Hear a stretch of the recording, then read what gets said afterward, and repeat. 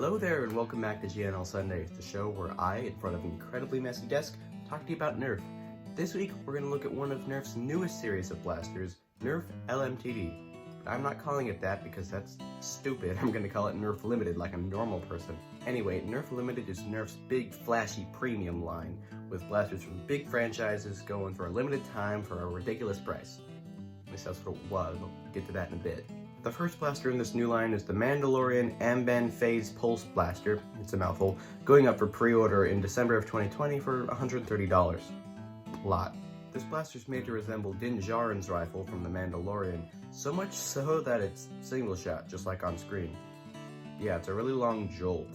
Nerf really hyped this thing up when they announced it, and to be honest, it worked. A lot of people were really excited for this to start shipping by October 2021. But it didn't. The shipment was delayed in September, pushing it back to December 30th. And then it was again delayed 2 times after that, with the release date now being technically in the future. Although people have them already because Amazon shipped them on time, unlike Hasbro Pulse. But the real bite in the backside came on September 25th, 2021, when an orange version of the same blaster was discovered online for only $50 compared to $130. The only downsides were no sound effects and no one red LED light, as well as the cheaper paint job. Now, understandably, this angered a lot of people who had paid full price for the limited version, which, by the way, is still available on Amazon. So much for limited. And what's worse, when people actually got the blaster, it sucked. It shot softer than a jolt. The shipping label was just slapped right on top of the special packaging that they had advertised, and the dry brushing is literally silver Sharpie. Seriously, Wacom proved it. It's the exact same stuff. Anyway, enough about that one. Now to the other ones, all of which are currently unreleased at the time of writing. The next blaster announced for the Nerf Limited line was the Aliens M41A Pulse Blaster. It was announced in August 2021 to celebrate the 35th anniversary of the movie Alien. Yes! Finally, I friggin' got it! Oh my goodness, it took forever. It's meant to resemble the gun used in the sequel to Alien, with a paint job resembling the power loader. Now, to be honest, this one looks promising. When it was announced, internal pictures were shown, and it's basically a turbine with a chrono barrel attached with an underslung Fortnite hand cannon. This isn't shipping until October this year, and it's already sold out, so if you didn't pre-order one already, good luck.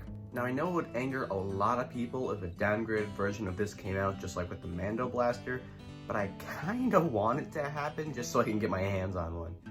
Sorry, Wacom. And the next blaster on this list is the Halo Needler. No, not that one. That one.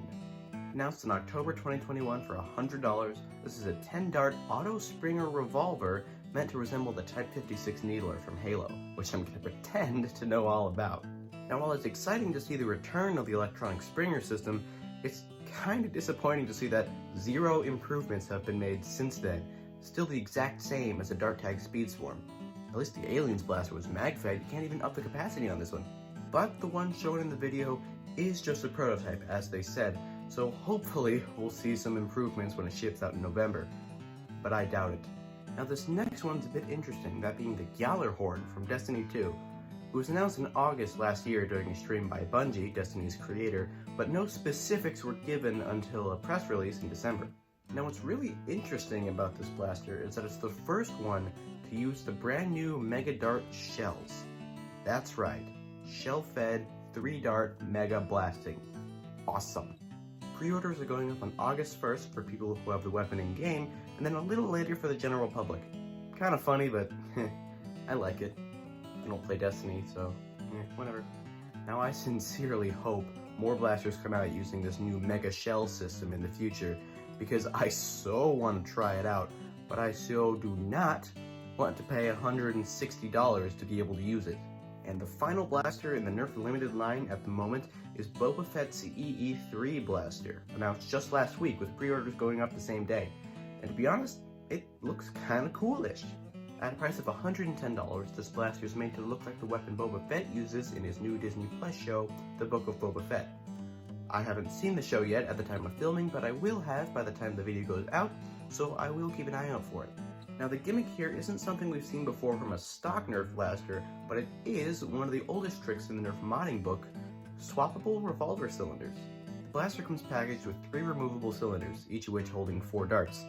It'd be nice if they held more, but this is more of a feel like a Star Wars character blaster than a competitive foam shooter made for winning war. From the images shown, it looks like someone should be able to design a 3D printed cylinder that hold 5 darts, maybe 6 if they squeezed, so hopefully someone will get on that when this ships in March. Maybe I should. I did get a printer for Christmas.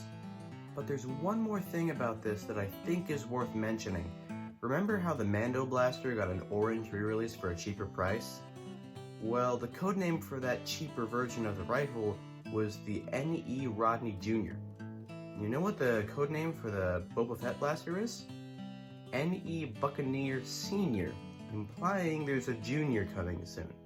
Now some people might be irked to know this is happening, but at least this is something new out of Nerf, unlike the Mando rifle, which was just a long jolt, so it's a good thing more people can get their hands on it. So just, buy the cheaper one. And that's all of them. Now I know the Nerf Wiki says the AR Goosebumps and the Supreme Takedown are part of the limited line, but frankly I don't count those because one's just a repaint that Legit Bread already made a great video on, link in the description, and the other is just an expensive takedown. So, my thoughts on all this. While it's cool to see all these tie-in blasters trying out new things, kinda, some of the offerings just aren't worth the price. So Hasbro, if you're gonna make a really expensive blaster and sell it for a limited time only, make it worth our while. And maybe make it actually limited. I can still hop on Amazon and grab the Mando rifle right now. Not that I'm going to, I'm not. But that's all for this video. Sorry there weren't any for the past 2 weeks, some family business came up. And we're gonna start hosting wars again, we're just waiting for that weather to warm up. So, yeah, that's all from me. See you next time. Direct hit.